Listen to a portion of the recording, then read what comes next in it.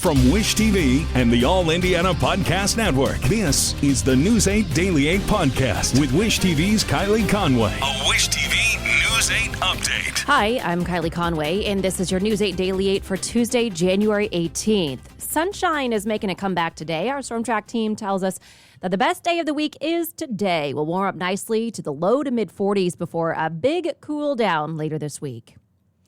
A nursing home had to be evacuated overnight when a fire broke out. It happened at Crown Point Senior Living Community near 16th Street in Shadeland around 12:30 this morning, so just after midnight. IFD says it started in the dining hall near a gas fireplace. 41 residents and 3 staff members were evacuated quickly, put on Indigo buses for warmth and shelter, then transported to another senior living facility next door. The department says it had multiple calls about the fire starting inside the dining hall. That's when more than 20 fire trucks showed up, and even more came after that. Crews say it all happened within minutes. The fire started, residents were evacuated by staff and firefighters. Indigo buses arrived, and the fire was put out within a half hour. What could have been a completely different scenario was well orchestrated by the staff here at the community center. Firefighters first arriving, they made an aggressive attack on the fire, and they were able to handle all of the occupants as well, get them to a safe place, and get that fire knocked out. There were no injuries. And today, a showdown on Capitol Hill. The Senate reconvenes at noon with all eyes focused on the voting rights debate. The first step, a vote to open debate on the Democrats' election legislation. The bill would give the federal government more oversight in setting voting regulations. But with no Republican support and 2 Democratic senators opposing a change to the filibuster rules, it has a tough road ahead. Still, pressure is mounting for the Senate to take action. This bill represents the first real opportunity to secure the freedom to vote since the United States Supreme Court gutted the Voting Rights Act nearly a decade ago. During a rally remembering Martin Luther King Jr. in D.C. yesterday, King's family vowed to keep fighting, saying the eyes of Black and brown Americans would be on this moment. And today, action at the Indiana Statehouse on a controversial education bill. It could change how schools teach about social justice issues. News 8's Garrett Berquist explains what happens next. Here in Noblesville, as in towns all over Indiana and across the country, parents are grappling with how their schools should teach their children about social justice issues. Perhaps no other topic has attracted more attention during this legislative session. School's always in session at Jenna Stewart's house. We got Bye Sea to America. It's always been that way for her. I was raised in a family where we discussed current events and we discussed political issues sometimes. Or social justice issues. Stewart says she tries to expose her kids to as many points of view as possible. Understand that they are citizens in a big global community and that the world is a place full of people with different backgrounds and different points of view. State lawmakers this week could begin floor debate on a measure to ban teaching critical race theory. During testimony earlier this month, some parents said schools have lost focus on core academics. Radical math, social justice math. You know, we talk about this, that it's only in SEL or it's only in this or that. It is an integration into every part of the learning process. Republican lawmakers in both chambers have proposed similar measures.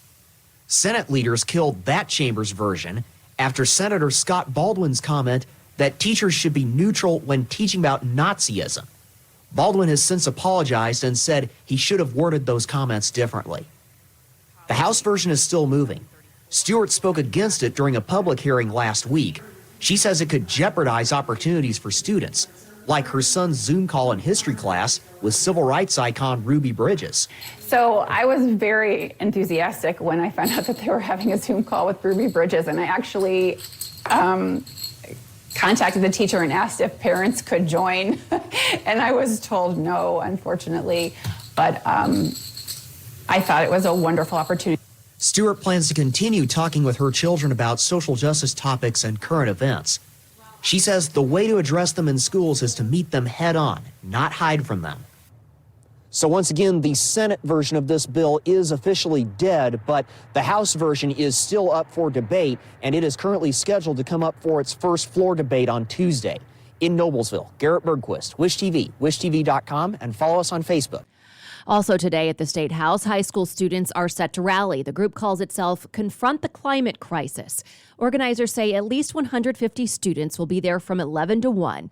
The students are urging lawmakers to move forward on two proposals. One focuses on how climate change action can affect Indiana's economy. The other would create a climate and environmental justice task force by spring. The students say lawmakers from both sides of the aisle have shown support for the measures.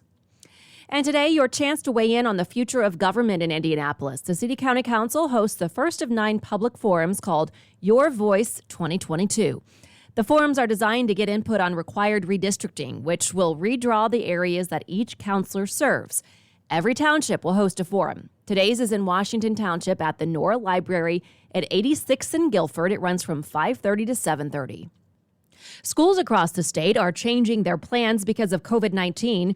Warren Township is switching to e-learning through at least Friday. The Warren Early Childhood Center is also closed for preschool and daycare. The township is also asking parents to keep reporting COVID cases among their children to the schools. The Monroe-Gregg School District is staying virtual because of staffing shortages. The district went online Friday and had hoped to return today. Students in Goshen are returning to the classroom after going virtual Friday. Students and staff will have to wear masks. New data on a 4th dose of the COVID vaccine provides only limited defense against the Omicron variant. That's according to an Israeli hospital that released the data on Monday. Sheba Hospital administered a 4th vaccine to more than 270 medical workers last month. 154 received the Pfizer vaccine, while 120 received Moderna's. The study showed that a 4th dose enhances or increases the number of antibodies, but it might not be enough to protect against the Omicron variant. It's the first study of its kind among healthy people receiving a 4th dose. Officials are sharing signs to spot fake N95 and KN95 masks. New guidance from the CDC encourages the more protective face coverings, but growing demand is creating online scams. It's an incredibly difficult market for consumers to navigate. There are hundreds of millions of these masks on the market in America right now that have no oversight. It's very dangerous. Okay, so ways to spot the face coverings if they're fake. N95 masks should have an approval label confirming it meets the National Institute for Occupational Safety and Health requirements. And these N95s only have headbands. There aren't ear loops. KN95s should not have an approval label. They can have the ear loops, and neither mask should have any decorative add-ons. The count from Johns Hopkins now shows 1 out of every 5 Americans has had COVID-19 since the pandemic began. The total number of cases reported in the United States since the coronavirus first appeared is more than 66 million. More than 15 million of those happened in the last month as the Omicron variant spreads. Federal health officials say there is hope on the horizon. We're almost there. I really do think within the next, say, 3 to 4 to 5 weeks, you're going to see a dramatic decline in the incidence of this illness. And then presumably next winter, we'll see somewhat of a surge that's presumably less than this surge. Saturday, daily infections topped 800,000 for the first time. 1 month ago, the average was about 150,000. A newly declassified report reveals a warning about the instability of Afghanistan before the U.S. military pulled out. An inspector general's assessment of the country said the Afghan Air Force would collapse without American help. The report was issued last January, 2 months before the president announced the war would end. The actual pullout happened in August and proved chaotic and deadly as the Taliban quickly seized control of Afghanistan. And a dire warning to faith-based communities. It comes after the hostage situation at a Texas synagogue. Britt Conway explains what the FBI and DOJ are urging people to do. I heard that very distinct click of an automatic handgun being pulled back. And for the nearly 11 hours that followed, inside Congregation Beth Israel, 4 people were held hostage. The active shooter training they'd taken months before, now a reality. It absolutely saved our life. We escaped, and we escaped because we kept presence of mind, because we made plans, because we strategically moved people. The Anti-Defamation League warns attacks on Jewish people are on the rise. It says the majority of the anti-Semitic incidents involve harassment and vandalism. But there have also been assaults, and at least 6 times since 2016, they've been deadly. As the FBI continues to investigate what happened in Texas, the Bureau's deputy director and a top official with the Department of Homeland Security warn faith-based communities have and will likely continue to be targets of violence by both domestic violent extremists and those inspired by foreign terrorists. Pointing out online forums linked to domestic violent extremists that have referenced Jewish targets tied to conspiracy theories about COVID-19, the outcome of the 2020 election, along with the Taliban takeover of Afghanistan and resettlement of Afghans to the U.S. It's why they're urging faith-based communities to look at their security with a critical eye. I'm Britt Conway reporting. Airlines are asking for immediate intervention. Chief executives of 10 major carriers are together asking for the Biden administration to halt tomorrow's 5G rollout. They say 5G signals will interfere with aviation technology, like the equipment used to land in poor visibility.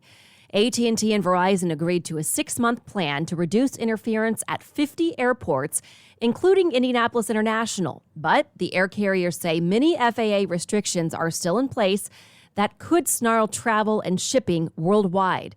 The letter from the airline leaders reads in part, the ripple effects across both passenger and cargo operations, our workforce and the broader economy are simply incalculable. To be blunt, the nation's commerce will grind to a halt. Today, the Supreme Court chooses its final batch of cases for the current term. The justices have pared down the list from dozens of cases. Possibilities include cases about the death penalty, First Amendment protections of teachers, affirmative action in colleges, and several cases that involve Native American issues. And prepare for more pain at the gas pump. Gas Buddy is predicting another jump from the $3.16 average in Indiana right now. News 8's Cody Adams takes a look at what the increase could mean for you. It's the same song and dance. Gas prices on the rise again. It ebbs and flows. It goes up and it goes down. Seems like it goes up a lot more than it goes down. But I don't know. I think there's a lot of people trying to blame people for it right now, and I'm not sure who's to blame. Gas price tracking website Gas Buddy released its yearly gas price predictions.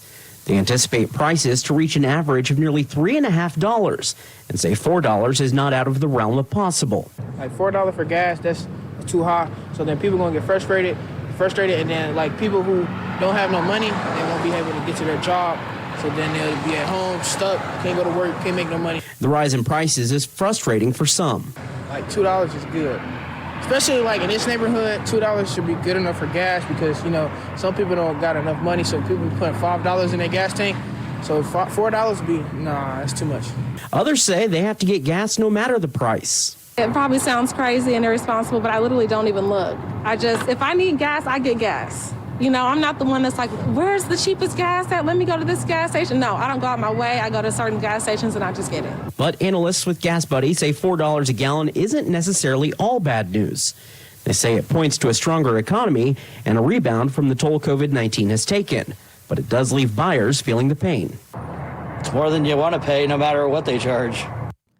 That was News 8's Cody Adams reporting. Gas Buddy predicts we could see prices rising up to $3.41. The owners of a popular Indianapolis food truck are starting over after someone stole, stripped down, and vandalized their livelihood.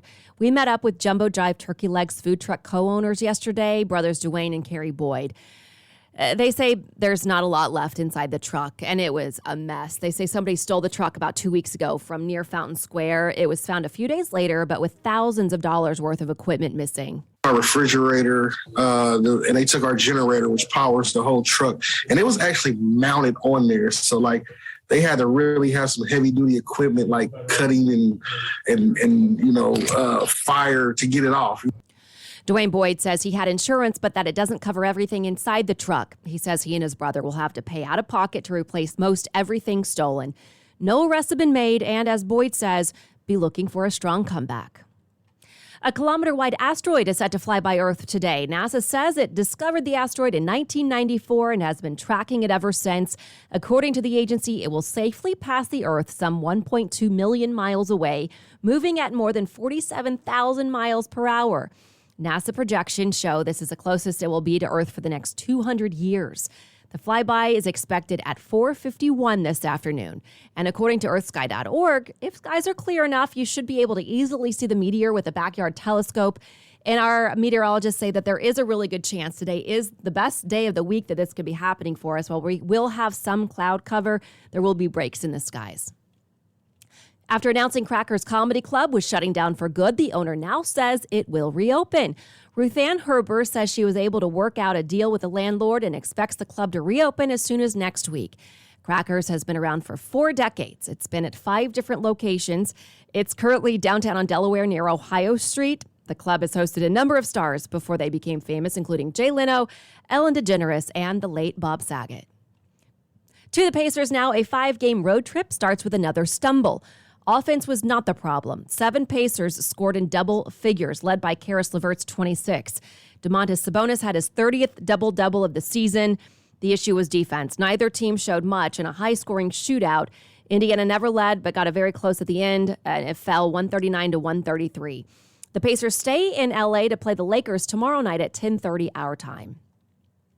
Finally, Jimmy Johnson will meet with the media today, headlining the second day of IndyCar's media event. He's set to race full-time this season with Chip Ganassi Racing. A series took over downtown at the Marriott yesterday for the kickoff of the 2022 season. Our Olivia Ray talked with past Indy 500 champ Tony Kanaan, rising stars like Rinus VeeKay and Pato O'Ward, defending series champion Alex Palou, and the now 4-time Indy 500 winner Helio Castroneves. I let myself last year in 2021 until the end of the year to celebrate, but now we got to move on. We got to keep it going. New resolution, and Drive for 5 is for sure started. We've been working really, really hard. I think the competition is getting tighter and tougher every year in IndyCar. So, yeah, hopefully we'll be able to defend our title. We're as ready as ever. And, you know, this year, a big goal for all of us is to make the Fast 9. We haven't been able to do that. So I think that's a very solid goal to have. And then just do what we did in the race last year. The IndyCar season begins in St. Petersburg. The race starts at noon on February 27th. This has been your News 8 Daily 8 for Wish TV. I'm Kylie Conway. Online at wishtv.com and follow us on Facebook when you search Wish TV. This is the News 8 Daily 8 podcast with Wish TV's Kylie Conway. A Wish TV News 8 update on demand for even more on demand and on the go. Connect with Wish TV on Facebook at wishtv.com and on the free Wish TV mobile app. Thank you for listening, and be sure to like, subscribe, and follow this podcast for updates every weekday morning on the All Indiana Podcast Network and wherever you get your podcast.